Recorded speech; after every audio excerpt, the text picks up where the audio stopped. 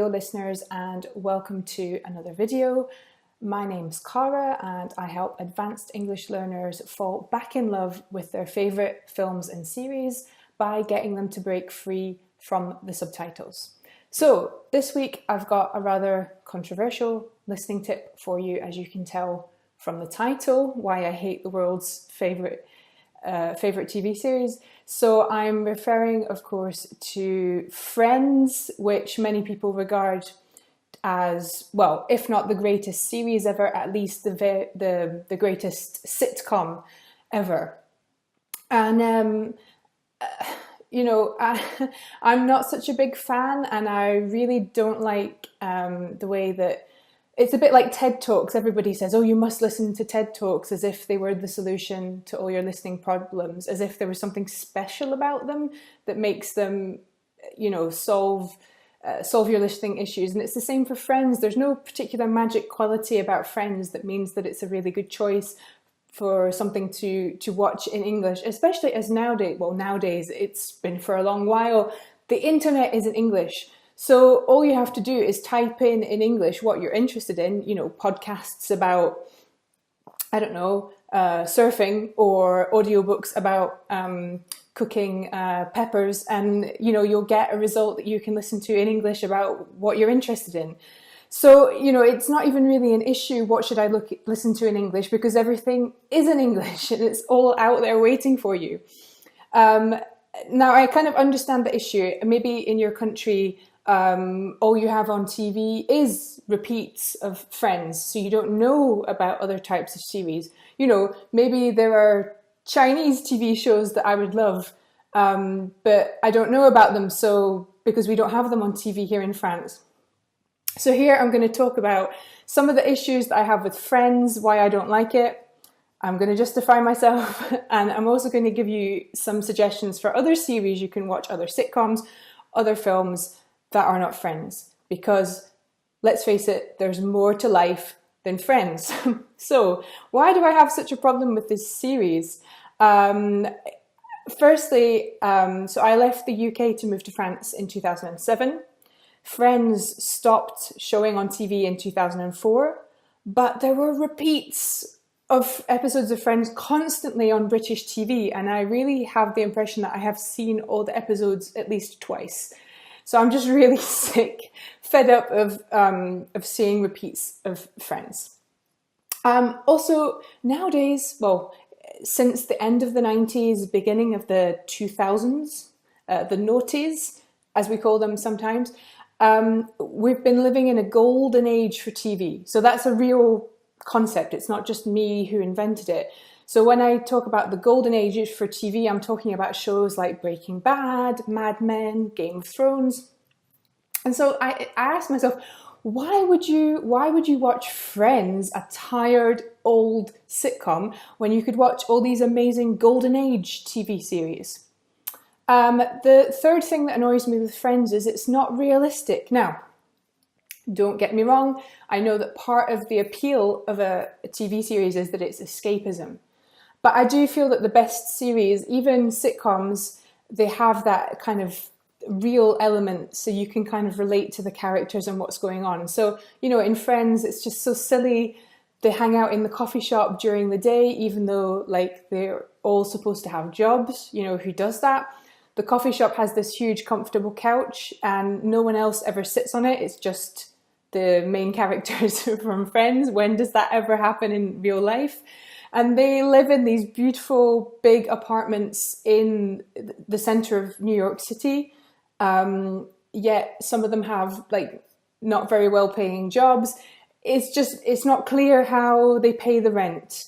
So, I have a little problem with that. And then just some annoying things about the series, like David Schwimmer has a really annoying voice. Sorry, David Schwimmer, if you're watching, your voice is annoying. The whole thing with Rachel's perfect hair, it's just tired now. Some of the jokes and things have grown a bit old, and, just the idea of having to watch an episode and watch Joey saying, "How you doing?" is just, I can't do it.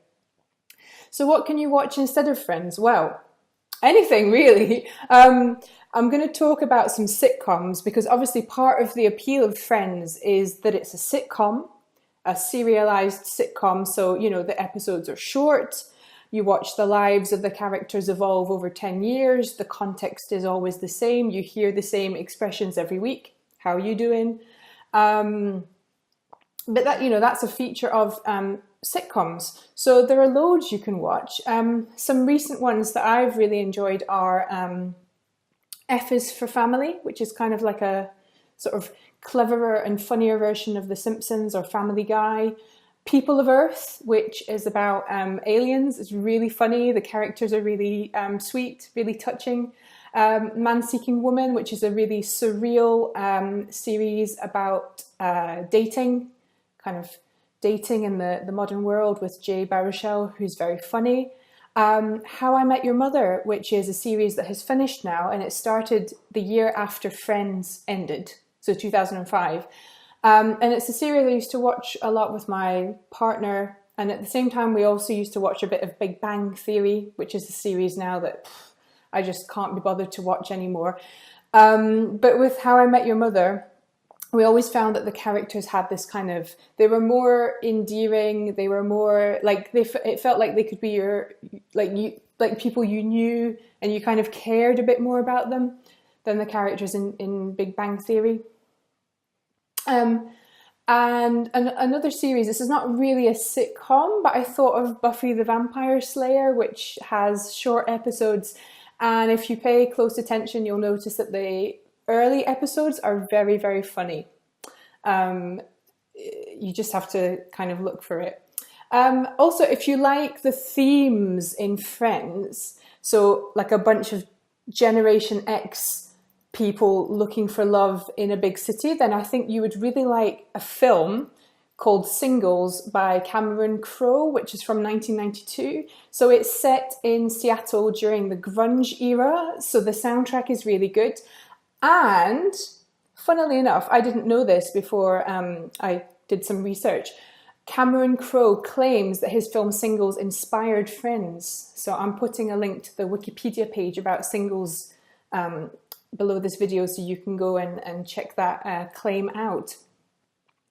Another tip is one of my offline teaching colleagues gave me a tip the other day. So he said he was with a student who was struggling to understand a series, and what he suggested was that this student go back and watch some series from the 1960s or 70s.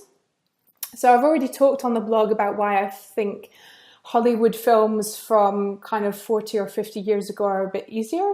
And with series, it's going to be even easier because, again, for the reasons I mentioned, you're watching them every week.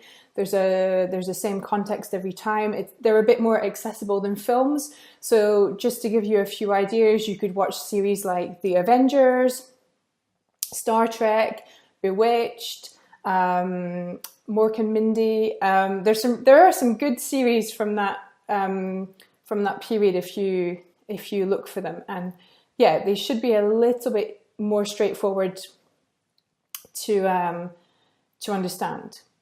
So I've given you some ideas. I hope that you're going to try watching something other than Friends if you thought that Friends was the only option for you out there. I'd also like to know, are you a Friends fan? Have I offended you with what I've said, or do you agree with some of my points? And what sitcoms do you enjoy watching? I'd love to know in the comments under this video so that we can get the discussion going and share some ideas for what to watch. Okay, thanks for watching. Bye.